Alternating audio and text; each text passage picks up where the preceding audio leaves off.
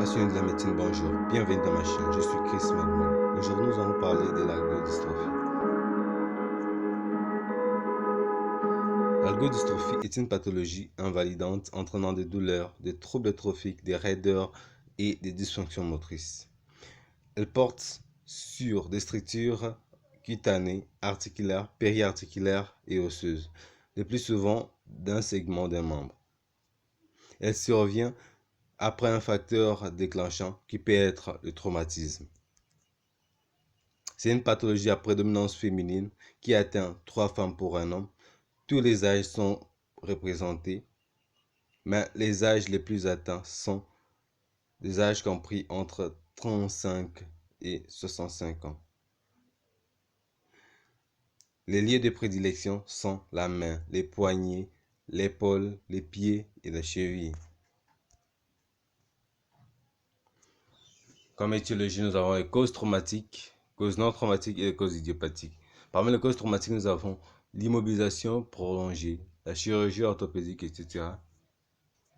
Les causes non traumatiques, nous avons les causes neurologiques, ostéo-articulaires, viscérales, vasculaires, obstétricales, médicamenteuses, etc. Et les causes idiopathiques. La physiopathologie de cette maladie n'est pas encore bien connue. Mais certains auteurs ayant travaillé sur ces sujets suspectent l'implication du système nerveux sympathique, l'hypoxie tissulaire, l'inflammation et les troubles vasomoteurs. C'est une maladie à débit progressif qui a deux phases qui se succèdent. Nous avons la phase chaude et la phase froide. Dans la phase chaude, nous avons des douleurs articulaires déclenchées par le mouvement ou la pression locale. Ces douleurs peuvent être parfois intenses et permanentes, entraînant l'impotence fonctionnelle. Et on a l'aspect pseudo-inflammatoire de l'articulation, avec une tuméfaction loco-régionale et une augmentation de la chaleur locale. L'articulation est moite et parfois rouge, comme nous voyons là.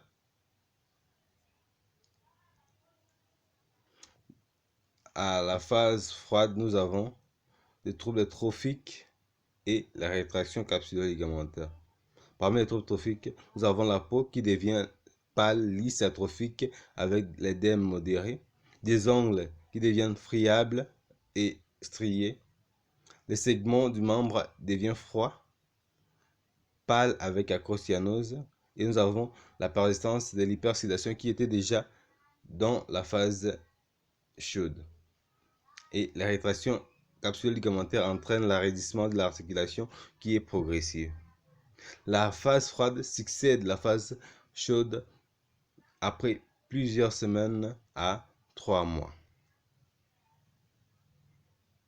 Nous avons ici l'illustration de la main qui devient un peu édémenteuse dans la phase froide. La rétraction capsulo-ligamentaire des doigts entraînant les doigts en griffe.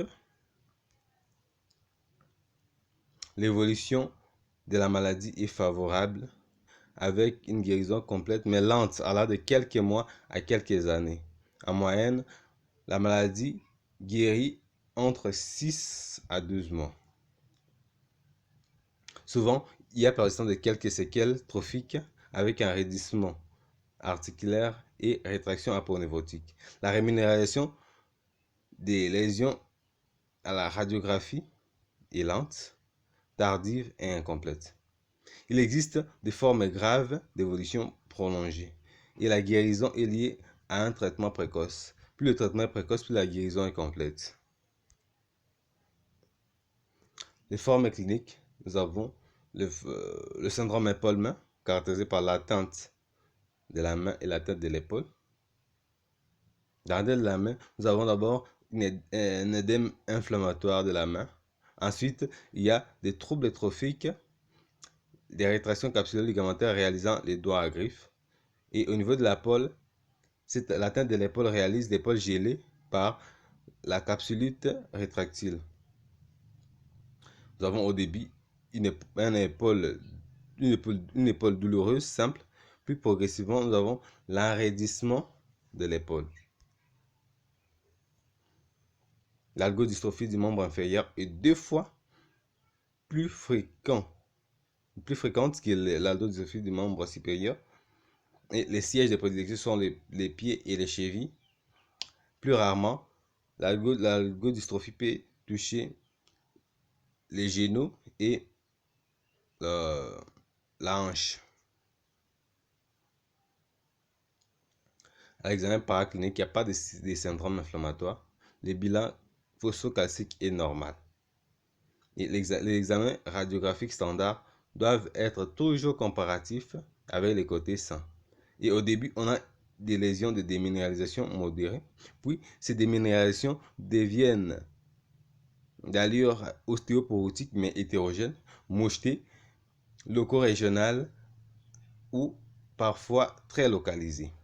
L'interligne articulaire est respectée et les signes radiologiques persistent longtemps après la guérison clinique de la maladie. On peut aussi faire l'IRM et la scintigraphie pour confirmer cette pathologie.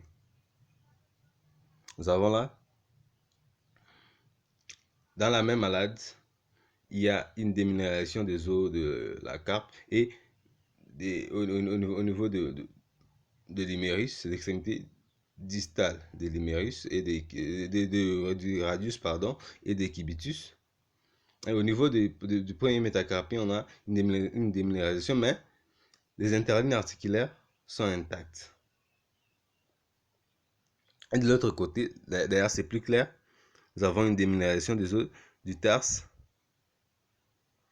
Et on voit ici le calcanéum qui est vraiment très déminéralisé par rapport à l'autre, par rapport au côté sain. Parce qu'on compare les côtés malades avec les côtés sains.